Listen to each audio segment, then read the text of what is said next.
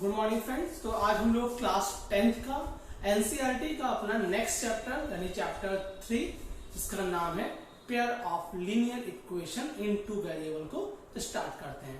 बहुत ही simple chapter है, ठीक है, और बोर्ड में भी इससे क्वेश्चन आते हैं, ठीक है। बहुत ही आसान चैप्टर है, बड़ा करने में मजा आएगा हम लोगों को। आइए हम लोग देखते हैं, ठीक है। तो हम लोग पहले तो जब इस चैप्टर को स्टार्ट करने से पहले कुछ बेसिक चीजें हैं, पहले उनको समझते हैं, ठीक है, जो हमें इस चैप्टर में नीड होगी, जो हमें इस चैप्टर को स्टार्ट करने से पहले हमें आना चाहिए, ठीक है। प्री रिक्वायरमेंट क्या है हमारी, पहले से हमें क्या आवश्यकता है इस चैप्टर को पढ़ने के लिए। जैसा कि इसका नाम है pair of linear equation in two variables, यहाँ टू वेरिएबल्स की बात हो रही है और लीनियर इक्वेशन की बात हो रही है। तो पहले हम बात करते हैं लीनियर इक्वेशन हमारी क्या होती है, ठीक है।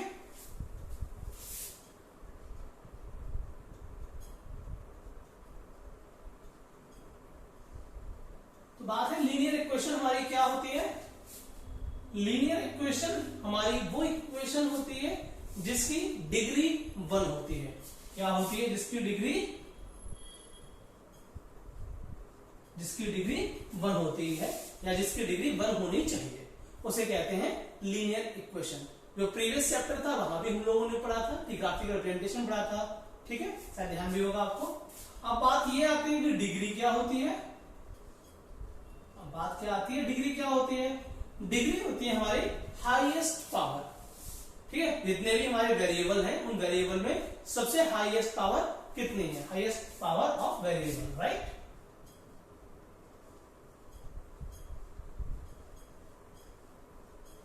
Highest power of variable. तो हम समझ गए लीनियर इक्वेशन हमारी क्या होती है, जिसकी की डिग्री 1 होती है, वो हमारी लीनियर इक्वेशन होती है। इसे हम लोग ऐसे लिख सकते हैं ax plus B Y plus C. ये भी लीनियर इक्वेशन, क्योंकि यहां जो वेरिएबल है उसकी पावर कितनी है, हाईएस्ट पावर कितनी है, 1 है। ax प्लस बी बोल सकते हैं। यहां पे देखिए 2 वेरिएबल का एग्जांपल लिया मैंने, एक x वेरिएबल है, एक y वेरिएबल है, ठीक है ना। यहाँ 2 वेरिएबल है। यहां पे इस इक्वेशन में ax plus B equals to 0 में आपका एक ही वेरिएबल है x। यहाँ पे 2 वेरिएबल है x और y, राइट। a और b क्या है, इसके कोफिशिएंट है, राइट। तो x और y यहाँ पे ये 2 वेरिएबल की इक्वेशन है, ये 1 वेरिएबल की इक्वेशन है। हम बात करें यदि ये 2 वेरिएबल है तो एक बात ध्यान रखनी पड़ेगी, a और b कभी भी 0 के इक्वल नहीं होने चाहिए। तो ये कहा जाएगा कि ये 2 वेरिएबल की हमारी लीनियर इक्वेशन है, राइट। यहाँ पे एक वेरिएबल है तो हमारे ये a जो है ये हमारा इक्वल्स टू 0 नहीं होना चाहिए। यदि ये 0 हो गया तो ये भी 0 हो जाएगा, ठीक है। जब ये टर्म ही 0 हो गई है ना, तो वेरिएबल कोई बचा ही नहीं, तो ये हमारी इक्वेशन को हम लीनियर इक्वेशन फिर नहीं कहेंगे, ठीक है। इतनी बात। दूसरी बात, हम लोगों ने लास्ट चैप्टर में पढ़ा भी था, लीनियर इक्वेशन जो होती है उसका ग्राफ कैसे आता है, हमेशा ही स्ट्रेट लाइन आती है।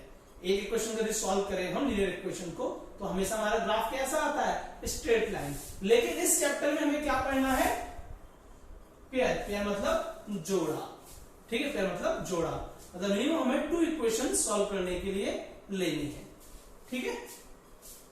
इतनी बात ठीक है।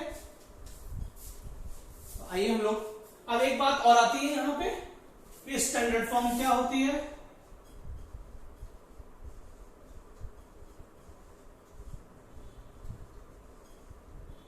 स्टैंडर्ड फॉर्म क्या होती है, शायद आपको ध्यान भी होगा, मैंने बताया था। स्टैंडर्ड फॉर्म होती है जब किसी एक्सप्रेशन को या किसी पॉलिनोमियल को हम लोग डिक्रीजिंग ऑर्डर में लगाते हैं। डिक्रीजिंग ऑर्डर मतलब क्या, जिसकी पावर है पहले हाईएस्ट पावर, फिर उससे छोटी पावर, उससे छोटी पावर, इस ऑर्डर में लगाते हैं, तो वो स्टैंडर्ड फॉर्म होती है। तो कोई भी इक्वेशन की हमें स्टैंडर्ड फॉर्म जरूर पता होनी चाहिए। जैसे ax by प्लस सी, ये स्टैंडर्ड फॉर्म में, यहाँ भी पावर 1, यहाँ पावर 1, यहाँ पावर 0, ये स्टैंडर्ड फॉर्म हो गई, ठीक है। ऐसे ये भी लिखूं तो ये भी हमारा स्टैंडर्ड फॉर्म में ax प्लस बी, पहले पावर 1 फिर पावर 0 हो गई, तो ये हमारी हो गई स्टैंडर्ड फॉर्म। अब हम बात करते हैं पेयर ऑफ लीनियर इक्वेशन, हम लोग बात करते हैं अब पेयर की, ठीक है।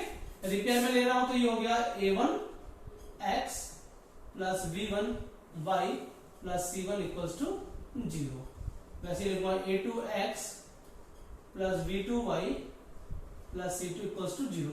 ये मेरी 2 इक्वेशन हो गई, 2 हमारी लीनियर इक्वेशन हो गई, विद टू वेरिएबल, एक वेरिएबल x है, एक वेरिएबल y है, c जो हमारी वो कांस्टेंट टर्म है। तो ये इनकी स्टैंडर्ड फॉर्म हो गई, जहां हमने टू इक्वेशन ले ली है। दोनों में ही बात ध्यान रखना फिर से, a1 और b1 हमारा 0 के इक्वल नहीं होना चाहिए, a1 और b1 0 के इक्वल नहीं होना चाहिए। वैसे ही सेम जो दूसरी इक्वेशन होगी वहां भी ये कंडीशन ही होगी, a2 और b2 हमारा 0 के इक्वल नहीं होना चाहिए, 0 के इक्वल हमारा नहीं होना चाहिए। ठीक है इतनी बात, राइट। तो ये टू वेरिएबल होगा और ये 0 के इक्वल नहीं होना चाहिए। अब बात करते हैं कि ग्राफिकल प्रेजेंटेशन हम लोग इसका कैसे देखते हैं। तो आइए फ्रेंड्स हम लोग देखते हैं, यदि हमारे पास दो लीनियर इक्वेशन है या पेयर ऑफ लीनियर इक्वेशन है विद टू वेरिएबल्स, तो उनसे हमारे जो उनका रेशियो है, जो आप उसके कोफिशिएंट्स हैं, उनका जो रेशियो है, उनसे हमें क्या क्या चीजें पता चलती हैं, राइट। तो फर्स्ट केस लेते हैं हम लोग, जहां पे हमारा a1 upon a2 to b1 upon b2 में दे रखा है, और ये हमारा पहला केस लेते हैं जिसमें कि हमारे दोनों ये इक्वल नहीं है। ठीक है, तो हमें क्या पता है कि हमारी ये जो लीनियर इक्वेशन होती है इससे क्या बनती है, स्ट्रेट लाइन बनती है, राइट। तो हमारी दो स्ट्रेट लाइन की बात हो रही है, दोनों स्ट्रेट लाइन के ये जो वेरिएबल है a1 जो है वो b1 के इक्वल नहीं है और a2 b2 के इक्वल नहीं है। या कहें इन दोनों का जो रेशियो है हमारा x वेरिएबल का जो नंबर्स हैं हमारे x वेरिएबल के जो कोफिशिएंट है हमारे और जो y के कोफिशिएंट है वो आपस में इक्वल नहीं है। जब इक्वल नहीं है तो क्या होगा, कहीं ना कहीं हमारी लाइन जो है वो इंटरसेक्ट होगी, राइट। जो जैसे लाइंस होती हैं, जो हम लोगों ने लास्ट चैप्टर भी पढ़ा था, क्लास 9th में भी हम लोग ये पढ़ चुके हैं। ठीक है, यदि हम लोग लीनियर इक्वेशन की लाइंस बनाते हैं, दो लीनियर इक्वेशन की लाइंस बनाते हैं, तो उसमें 3 केसेस होते हैं। फर्स्ट केस क्या होता है कि वो लाइन स्ट्रेट लाइन कहीं ना कहीं इंटरसेक्ट होंगी हमारे किसी पॉइंट पे। दूसरी होती है कि दोनों लाइन हमारी पैरेलल हो जाएंगी, और तीसरी कंडीशन होती है कि लाइन ओवरलैप यानी कोइंसिडेंस हो जाएंगे। ये 3 केसेस हम लोग स्ट्रेट लाइन में देखते हैं। कौन कौन 3 केसेस होते हैं लाइन में हमारे, क्लास 9th में हम लोग ये चीज पढ़ चुके हैं। तो क्या केसेस होते हैं हमारे, या तो जो लाइंस होंगी वो इंटरसेक्ट होंगी, राइट, कहीं दोनों इक्वेशन सिमिलर नहीं है तो जाहिर सी बात है इंटरसेक्ट ही होंगी। ठीक है, तो इंटरसेक्टिंग हो गई, इंटरसेक्टिंग लाइंस हो गई। सेकंड कंडीशन है कि वो लाइन पैरेलल हो सकती है बिल्कुल, और थर्ड कंडीशन है कि लाइन ये दोनों ही वो इक्वल इक्वेशन है, इक्विवेलेंट है, तो वो लाइन एक दूसरे के ऊपर आ जाए, ओवरलैप हो जाएंगे, जिसे बोलते हैं कोइंसिडेंस लाइन, एक के ऊपर एक लाइन का आ जाना।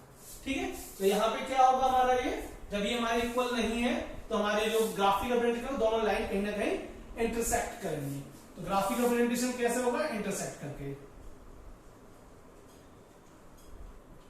सो ज्यादा इंटरसेक्टिंग लाइंस, और जब इंटरसेक्ट होंगे, दोनों लाइन इंटरसेक्ट होंगी तो एक पॉइंट पे मिलेंगी, राइट, एक पॉइंट पे मिलेंगी। उस पॉइंट का जो आंसर, उस पॉइंट की कुछ एक यूनिक वैल्यू होगी, उसका क्या कहेंगे, जहां इंटरसेक्ट होंगे उसका एक सॉल्यूशन होगा उसका, राइट, यानी वन सॉल्यूशन हुआ तो मतलब क्या हुआ, यूनिक सॉल्यूशन, जो किसी और में नहीं होगा। एक मात्र सॉल्यूशन है तो वो यूनिक सॉल्यूशन है, राइट।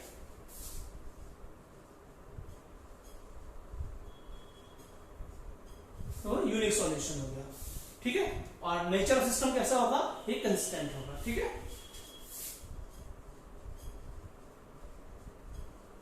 हमारा कंसिस्टेंट होगा। ठीक है, ये तो पहला केस हो गया। दूसरा केस क्या हो सकता है, a1 a2 b1 b2 c1 c2। इससे पता चला हमें कि c1 b1 अपॉन b2 और c1 अपॉन c2 जो है वो हमारे, चलो हम यहाँ इक्वल वाला केस ले लेते हैं पहले, फिर नॉट इक्वल वाला केस लेंगे। यहाँ पे ये सब इक्वल है हमारे, जब सब इक्वल है तो क्या होगा, देखिए यहाँ पे एक एग्जांपल ले सकते हैं, जैसे हमारे रोड होते हैं, राइट, जैसे ये एक रोड है जो जा रहा है यहाँ से, और एक रोड ये है, मान लीजिए एक रोड ये है, ये जा रहा है, तो हमने मान लिया ये a1 है, ये a2 है, ये b1 है और ये b2 है। तो a1 upon a2 not equal to b1 upon b2। जब ये जरूरी है इक्वल हो, तो हमें डायमेंशन इसके पता ही नहीं कहां तक रोड जा रही है, कितना बड़ा है, हमें नहीं पता, एक और रोड ईस्ट से, एक नॉर्थ से, वेस्ट से आ रही है। तो ये जो पॉइंट हो गया, ये क्या कोइंसिडेंस पॉइंट है, जहां पे ये सब मिल रहे हैं, तो हमें यहीं पे एक वैल्यू मिलेगी, इसलिए एक सॉल्यूशन होता है तो उसे यूनिक सॉल्यूशन। और नेचर कैसा हुआ इसका, कंसिस्टेंट। ठीक है, नंबर 2 पे आते हैं। यहाँ पे क्या है, a1 upon a2 equals to b1 upon b2, तो सारे हमारे दोनों इक्वेशंस के रेशियो इक्वल है। तो जहां इक्वल होते हैं वहां क्या होता है हमारा, चीजें कोई चीज इक्वल है, मैंने कहा मैं और मेरे भाई दोनों जुड़वा है, राइट, तो हम लोग दोनों लोग बराबर हुए, कभी बार तो चेहरे भी सेम हो जाते हैं, लोग पहचान भी नहीं पाते, मतलब क्या हुआ, कोइंसिडेंस हो रहा है। मैं कहूं ये पॉइंट है, एक पॉइंट और है, तो ये क्या हुआ, कोइंसिडेंस हो गया, राइट, इसलिए क्या हो जाता है, कोइंसिडेंस हो जाता है।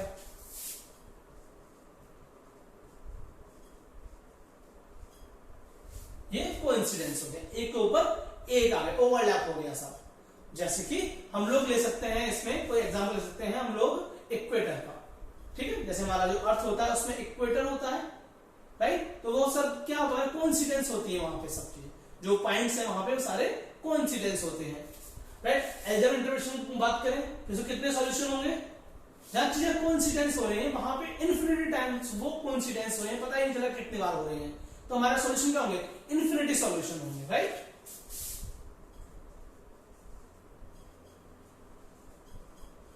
हमारे इन्फिनिटी सॉल्यूशन हो गए, ठीक है, और ये भी हमारा कंस्टेंट रहेगी, चलता रहेगा, नेचर ऑफ सिस्टम कंस्टेंट हुआ। आइए थर्ड केस की बात करते हैं हम, यहाँ पे a1 upon a2 equals to b1 upon b2 not equals to c1 upon c2। तो a1 और a2 b1 b2 का जो रेशियो है वो सेम है, लेकिन c1 c2 सेम नहीं है। यदि सारे सेम होते तो कोइंसिडेंस हो रहा है, ठीक है, तो ये सिस्टम सेम है, ये सिस्टम सेम नहीं है, तो मतलब क्या नहीं, लाइन हमारी कैसे नहीं, पैरेलल आएगी, एक लाइन इससे आएगी, एक लाइन इससे आएगी, लेकिन वो पैरेलल आएगी, कहीं भी वो आपस में नहीं काटेंगे, ठीक है।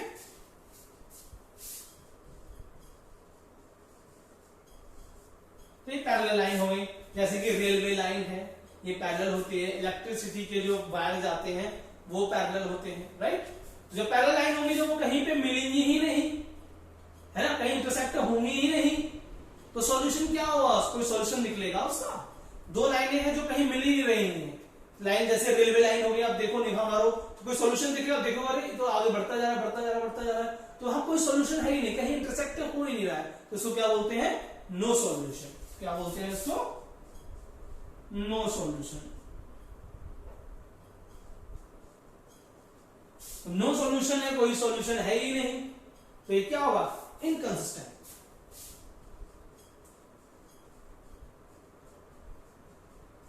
इनकंसिस्टेंट, ठीक है, नो सॉल्यूशन, पैरेलल है तो कहीं मिलेंगे ही नहीं, कोइंसिडेंस हर जगह मिल रहे हैं, हर जगह मिल रहे हैं, हर जगह मिलेंगे, इन्फिनिटी सॉल्यूशन हो गए भाई, कितने पॉइंट कैलकुलेट करेंगे हम लोग, तो इन्फिनिटी सॉल्यूशन हो गए वहां पे, ठीक है। तो ये सब हमारी बातें इसमें आती हैं जो इंपॉर्टेंट है, आगे भी हमारी सब चीजें बहुत आएंगी।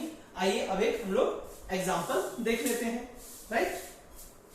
तो अब एग्जाम्पल देखिए, जैसे इसका एग्जाम्पल देखें तो हमारा बोल सकते हैं रोड्स है, इसका बोल सकते हैं जो इक्वेटर, जो हमारा अर्थ है ग्लोब है, उसका जो इक्वेटर होता है इमेजिनरी लाइन, वो इसका एग्जाम्पल है, ठीक है।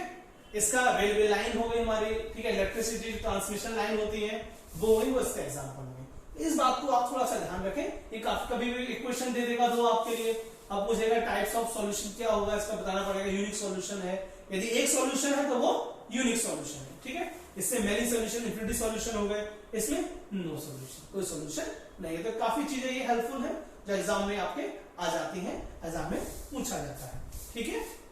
आइए एक एग्जाम्पल देखते हैं,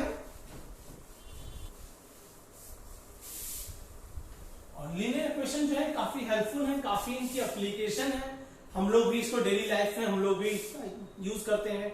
जैसे उनसे कहा गया कि भाई 5 चेयर लेके आए हम और 10 टेबल लेके आए, इनकी टोटल कॉस्ट कितनी है, और ये वाले चेयर टेबल की कॉस्ट इतनी है, तो एक टेबल एक चेयर की कॉस्ट कितनी है, ये लोग आराम से लीनियर इक्वेशन से निकाल सकते हैं, ठीक है। आइए एक एग्जाम्पल देखते हैं। एग्जाम्पल है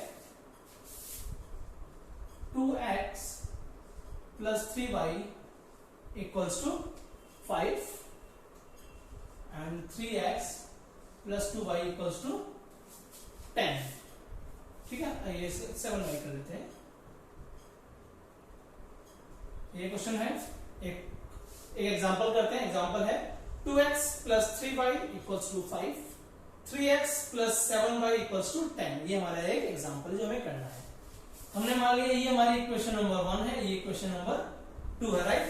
तो पहले तो हम इसे स्टैंडर्ड फॉर्म में लिखें। स्टैंडर्ड फॉर्म क्या है टू वेरिएबल लिनियर इक्वेशन की, क्या है, ax plus B Y plus C equals to 0, right. चाहे तो आप b1c1 लिख लें और यहाँ a2x plus b2y plus c2 equals to 0, right. ये स्टैंडर्ड फॉर्म हो गई। तो ये हमारे इक्वेशन स्टैंडर्ड फॉर्म में नहीं है, तो first we convert this equation in standard form, ठीक है। तो ये हो जाएगा 2x प्लस 3y, ये प्लस से यहां आएगा, जाएगा -5 इक्वल्स टू 0, राइट। 3x ये करना जरूरी है वरना गलत हो जाएगा 0, ठीक है। आइए अब हम देखते हैं a1 a2 क्या होता है।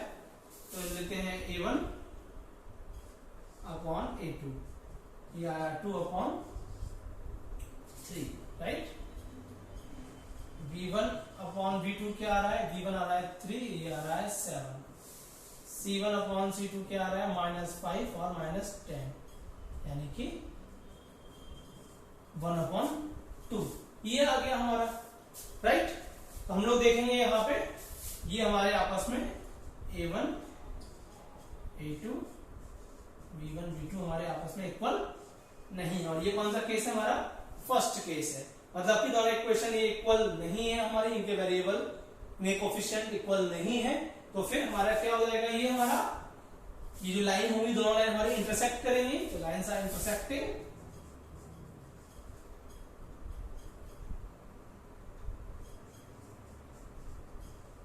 Lines are intersecting. और किस पॉइंट पे ये कट करेंगी दोनों, किस पॉइंट पे कट करेंगी, एक पॉइंट पे कट करेंगी, एक पॉइंट पे इंटरसेक्ट करेंगी कहीं है, तो वहां पे हमें एक वैल्यू मिलेगी, यानी कि इस इक्वेशन क्या है, वन सॉल्यूशन, सिंगल सॉल्यूशन है, उसे बोलते हैं यूनिक सॉल्यूशन है, राइट।